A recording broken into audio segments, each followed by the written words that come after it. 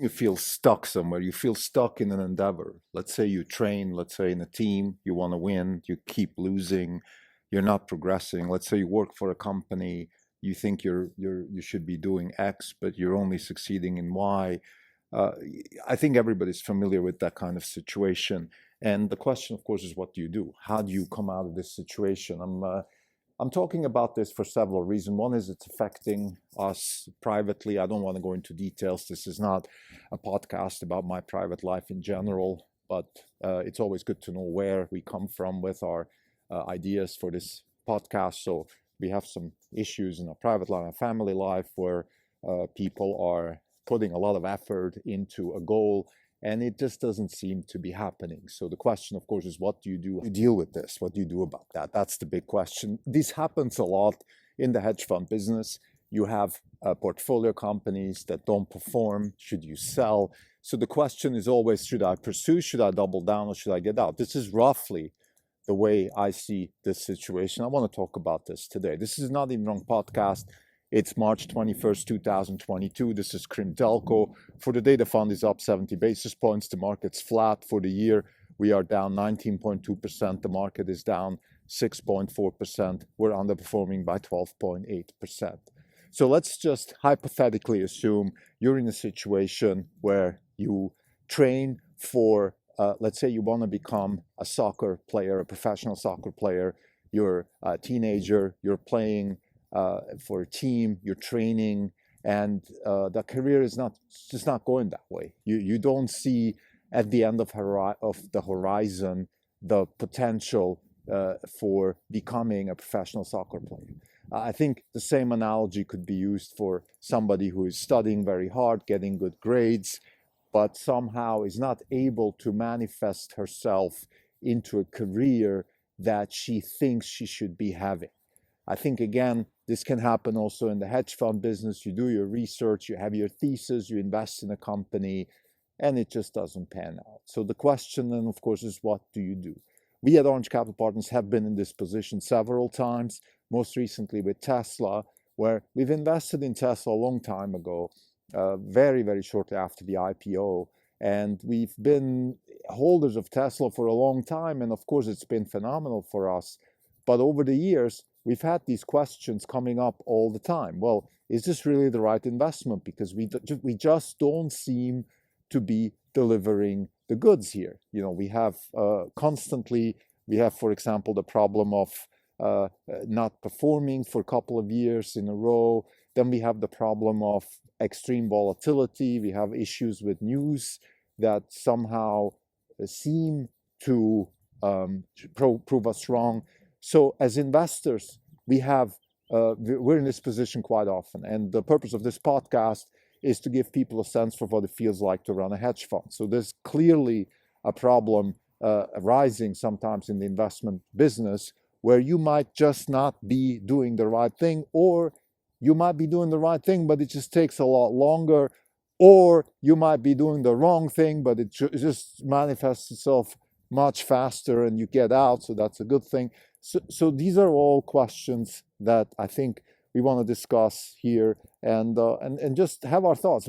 I don't have a recipe here, just to be clear, but I think I can think about it a little bit and also give people a bit of a direction of how we deal with this. So in this particular case, one of our family members is training very hard to become a professional soccer player, and it just doesn't look like it's panning out. It's not panning out for several reasons. One is his own performance is not such that scouts are calling him and asking him to join some more prestigious team. Second, the team itself that he's playing is not performing well. Third, the infrastructure of the club that he's playing in is not fully up to standard. And fourth, the infrastructure of the whole sport, in my view, is geared towards, let's say, sort of flash in the pan, one-hit wonders, versus more structured development, more fundamental development of talent. And if you're not that kind of flash in the pan, or in other words, you have to start delivering against the expectations of the gatekeepers in the sport. That means that, for example, if your goal is to build up a skill set over time, but the scouts, in this case the gatekeepers, the scouts, let's call them the scouts, they want to see certain things, and you have to deliver those things. Nobody's asking for some sort of long-term development here.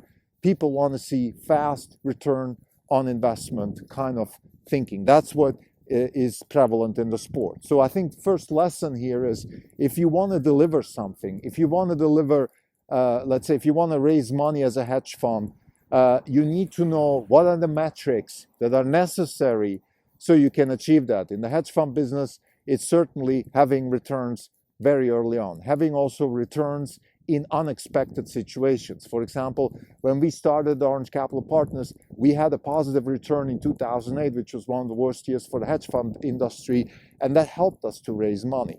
So what that means, let's say in the sports analogy, would be that you have to be able to deliver good games, but in particular, you have to deliver against unexpected situations. So for example, not concede a goal if you're a goalkeeper in a situation where most likely you should have conceded a goal, or if you're a striker, strike a goal that nobody would expect you to strike. So those sort of things, strike the unexpected, deliver unexpected results that are putting people in awe. Of course, again, deliver against what they're looking for. Of soccer, what people are looking for is the exceptional performance, step up, don't make the mistakes that everybody's making, but also step up and do the unexpected. Show mental strength, show extreme skill at the moment when it's desired. Particularly if you're a goalkeeper, in our case, this is the case. So we're talking about the goalkeeper position here. Deliver the unexpected. Really make that save or make that stand up and be strong in a situation where maybe you wouldn't expect it. So those are the kinds of things that you have to train for, or in other words, assuming you're not natural like that. Some people are just naturally like that, but if you want to sort of gear your success towards something, so if you want to manage your success, so in other words, you can actually deliver the success, you can maybe work towards having success, and you don't just hope that it's going to happen, then those are the kinds of things you need to work on. The basics, so in terms of covering the basics, don't make the mistakes that can deteriorate your performance, and then be able to stand out occasionally. Stand out, make that unexpected save, or do that unexpected athletic movement that nobody would expect you to do, but then really saves the day. So those are the kinds of things that it's a mental game. It's very difficult. I mean, this sounds very easy, of course, talking about this here, but think about what that really means is on a daily basis, okay? Because here's the big question. Look, we all have goals in life, okay? We all try to achieve something, and sometimes we achieve them and sometimes we don't. And the question, I think, for us humans is not really, are we going to achieve the goals or not? The question is more that, is there anything we can do to increase the probability that we achieve those goals? That, to me, is the real question. Because it's irrelevant. If my success for whatever goals I have in life is predicated on serendipity, luck, the weather, things like that, well, then that's fine. But then there's nothing I can do about it. Now I might as well go and take a walk, have a beer, and enjoy myself. But if there are things, concrete things, that I can do to increase the probability of my goals materializing, then maybe I should do those things. And the question is, well, what are they? In the case of a teenage goalkeeper, those things are certainly, of course, training and training and training. But even training is not a volume game, particularly not at a certain stage in your career. It's not a volume game in a sense. Just putting in the hours doesn't solve the problem, or putting in the reps in the gym doesn't solve the problem. You need to be a little bit smart about what you're training for. And again, is the stuff you're doing directly related to increasing your success? For example, not getting injured, staying healthy is a big plus in the game of soccer, because there's so many players out there. So many times we hear that conversation, Oh, well, this team has such and such player X, he's great, but he's injured, so he's not in, and the team lost. Well, a player who doesn't play is worth zero. There's no such thing as a weighted probability of effectiveness. So meaning, let's say the baseline is 100. 200 is exceptional, 300 is world class, Ronaldo, Messi's level, right? Let's say you're a 250 level player, but you're injured. So I'm going to weight you so like by 30%. So I still get 75 out of you. No, I get 0 out of you if you're not on the pitch. Now, if you're on the pitch, I might get 250 out of you, and I might be winning it. If you look at the sport of soccer, it's very prevalent. The biggest paid stars, the stars that really make the difference, the Ronaldos, the Messis, the Lewandowskis of this world, the goalies, the Courtois, the Neuers of this world, the big plus that they all show is that they don't get injured. So besides all the skills that they have, besides all the pluses that you can check on their boxes, the key to their success is they're not getting injured. So that's one thing you can do. Keep yourself healthy. That's something you can do with conditioning coaches, health coaches, and those sort of things. You can do that. That's doable.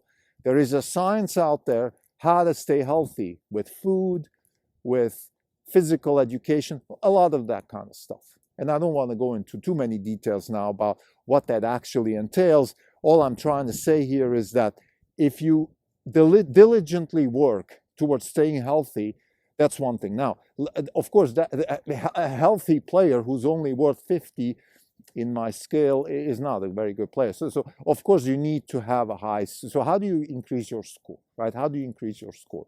And you increase your score with effectiveness. That's really what people care about. How effective are you? In the case of a goalkeeper, it is how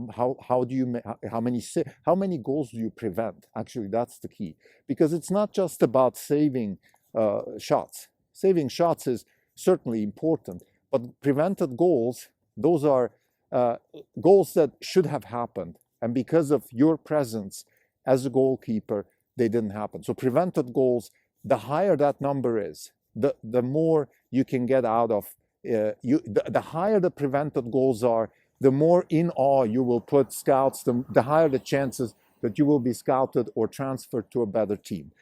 So work on preventable goals. So that is, of course, something that for a goalkeeper is relatively difficult to achieve in the terms of, like, first, in order to have a preventable goal, you need to have a chance. So the team needs to create a chance. And if you, let's say, play for a team that is much better than the opponent, will not get as many chances to prevent goals. Now, let's ask the question fundamentally. How do you get a lot of situations where you prevent goals? That means situations that should be a goal, but you prevented them because you're a skilled goalie. Think about certain situations. Maybe try to think about the frequency of prevented goals happening. Free kick standards, that's one thing. Let's say in our case, this is exactly the case. A lot of the preventable goals happen from standard situation. So instinctively, the person is training those or instinctively very good at them. So that's one thing, and that puts people in awe. Standard situations in soccer are incredibly media friendly because there's a pause, people focus on the ball, then there's let's say a free kick, a penalty, or a corner, and then things happen. So it's not like the flow of the game and then you have to pay attention. No, you're going to pay attention. Most people pay attention to standard situations. They are called standard for that reason, because the game stops and something happens. So that's one thing. The equivalent of a standard situation, let's say in football has that all the time, American football, because every time you have a down, you have a standard situation, the game stops and you keep playing. So therefore, football is a little bit more interesting from that perspective. Now, so the training standard situations, one of the things that the person that we're talking about here constantly hears from their coaches is basics, basics, basics. Now, covering the basics is probably the one thing that a lot of people would say in almost every field. You know, if you work for Tesla, Elon Musk and Tesla, covering basics, don't make mistakes. Okay, preventable mistakes. That's a hard one, because don't make preventable mistakes. It's what's preventable mistake? maybe what's preventable for you is not preventable for somebody else. Maybe what's preventable for somebody else is not preventable for you. It's kind of tricky, but I still think that this is probably the one where the volume game is the most effective. If you catch a lot of high balls as a goalkeeper, the probability that you drop one of those, and that's one of those preventable mistakes you shouldn't be making, is very high. If you do a lot of long balls, so that's when they kick the ball from their box way long to other people. If you do that many, many times, you will gain strength, precision, accuracy in passing. Those are volume type things. So I would say the preventability of mistakes is probably the most volume driven game you can play in this sport. So, and now we can try what else is there? Mental strength. Mental strength manifests itself in several ways. One is you're a leader. That's, of course, one of the best things you can do. Be a leader. Be somebody that other people look up to in tough situations. Be somebody that doesn't crack under pressure. For a goalkeeper, very often there is attacks from everywhere, left and right, and you just fly around and make saves and just sort of get into the zone, get in the zone. We have that same thing in basketball when the three-point shooter just keeps shooting one after the other and you can't stop him. And so that's the kind of stuff where I think mental strength show up when it's required. Those sort of things are there. How do you train that? How do you train that? I'm not sure you can train that. That's a tough one. Yoga, meditation, yes. To some extent, thinking about what are my strengths, try to sort of get to the source code of who you are. Try to think about, this is the whole Sam Harris thing. What's free will? What's not free will? Do I have free will to be strong, or is this something that I'm born with? Those kinds of conversations, in my view, are helpful, and it's definitely something you can work on as a person. This helps you in your career as much as it helps you anywhere else in life, even when you're with your wife and there's a tough situation and you don't crack and just get a divorce or, God forbid, have a fight, but you kind of calm down, breath, take a deep breath. Why do we say these things? Why do we say take a deep breath? It's a lifestyle question. So I think let's get back to our original question. Can I systematically work towards my goal? Let's say in this case, become a professional athlete. And I think having a strong mindset is something I can do by having sort of the take a deep breath type of lifestyle. I think that's something I can work on. I think it's possible. I don't have, again, this podcast is not a self-help podcast or anything like that. So I don't have, the 5 steps towards a stronger mind, none of that stuff. I just think that there are things maybe it's worth thinking about. Okay, how can I strengthen my mindset, for example? What does it take to have a more callous mind? To use Goggins' phrase that he uses a lot in his book. What's a callous mind? How can I work towards that? There are things you can do. You can learn from Goggins. You can learn from, let's say Jiu-Jitsu teaches that a lot. Almost any sport has that, because in any sport you will get injured and you will lose. And both of those things, by nature of those things, help you get better. So to summarize, the original question of this episode was, I'm working towards a goal to become a professional athlete, for example. And the question is, what are the things I can do to increase the probability of success? And the answer is, there's actually a lot of things I can do. I can work on my skill set. I can work on my health. I can work on my mental toughness. And I can work on the things that puts people in awe. What puts people in awe is what immediately gets me results in terms of, hey, I'm noticing somebody. But what's necessary, there's one thing to get the job. The other thing is to keep the job. That same applies to any interview or any kind of thing where you are exposed to, let's say, somewhere, okay, do they want you in their team or in their business? So there's the thing that gets you the job, and there's the thing that keeps you the job. I think as an aspiring person trying to achieve your goals, you need to have both. You need to get the job, of course, which means you have to have the accolades, all the necessary accolades. You have to have the training, the resume, and you have to have those things that puts people in awe. So, for example, again, the goalkeeper in a team has to be able to prevent goals, has to be able to cover the basics, has to be able to particularly prevent goals. I think that's the one thing that, above all the other things, would make you get the job. And then what keeps you the job are the things that we spoke about. Stay healthy, have a mentally strong posture, and keep the basics. Keep the basics. Don't make preventable mistakes. That's the kind of stuff that keeps you the job. And I think this analysis is very much transferable to any other situation. There's things that get you the job, and then there are things that keep you the job. And I think, again, work on all those things, and you will be successful, or you will increase the probability of success. Thank you.